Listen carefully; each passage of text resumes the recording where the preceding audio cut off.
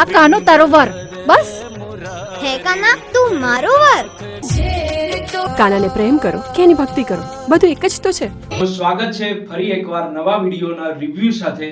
ગઈકાલે રિલીઝ થયેલી થિયેટરમાં ગુજરાતી ફિલ્મ કાનો છેલ્લા ઘણા સમય પછી એવી ગુજરાતી ફિલ્મ આવી છે જે માત્ર મનોરંજન નથી કરતી પરંતુ ભક્તિ, સંસ્કાર અને સમાજને એક સુંદર સંદેશ પણ આપે છે.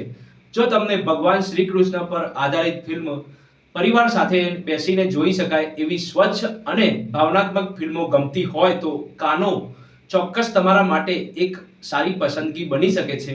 ફિલ્મની સ્ટોરી એક એવી યુવતીની આસપાસ ફરે છે જે વૈષ્ણવ પરિવારમાં ઉછરે છે અને ભગવાન કાનામાં અતૂટ વિશ્વાસ રાખે છે. જ્યારે જીવનમાં મુશ્કેલીઓ, પરીક્ષાઓ અને અન્યાય સામે ઊભું રહેવાનો સમય આવે છે ત્યારે તેની શ્રદ્ધા જ તેની સૌથી મોટી શક્તિ બને છે.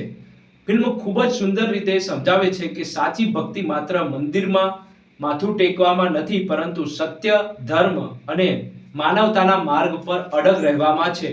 ફિલ્મમાં પ્રાચી ઠાકર મુખ્ય ભૂમિકામાં ખૂબ જ અસરકારક અભિનય કરે છે.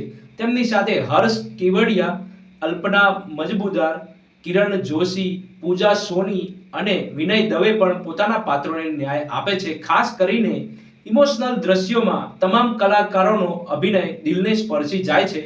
ડિરેક્ટર ઉત્પલ મોદીએ ફિલ્મને ખૂબ જ સરળ, સ્વચ્છ અને અસરકારક રીતે રજૂ કરી છે.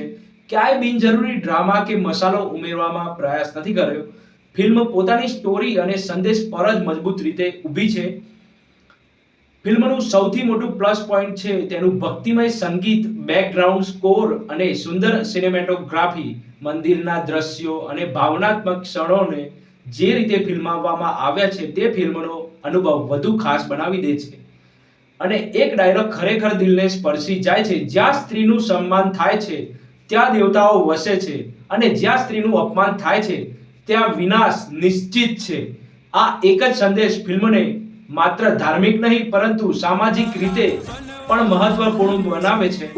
અહીં એક વાત ખાસ કહેવી ગમશે. થોડા સમય પહેલા આવેલી લાલો શ્રી કૃષ્ણ સદા સહાય તે પછી જો કોઈ કૃષ્ણ ભક્તિ પર આધારિત ગુજરાતી ફિલ્મ મને ફરીથી દિલને જોડવામાં સફળ લાગી હોય તો એ છે આ કાનો ફિલ્મ.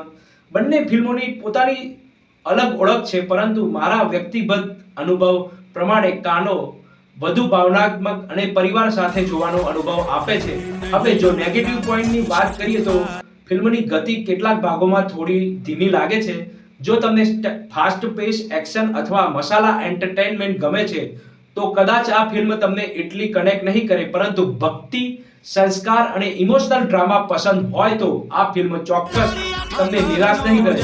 મારા મતે કાનો એક એવી ફિલ્મ છે જે આખો પરિવાર સાથે બેસીને નિસંકોચ જોઈ શકાય. આજના સમયમાં આવી સ્વચ્છ, સંસ્કારી અને ભક્તિથી ભરપૂર ગુજરાતી ફિલ્મો બહુ ઓછી બને છે અને એ જ વાત કાનોને ખાસ બનાવે છે. મારી તરફથી આ ફિલ્મને મળશે 8.5 સ્ટાર 10 સ્ટારમાંથી.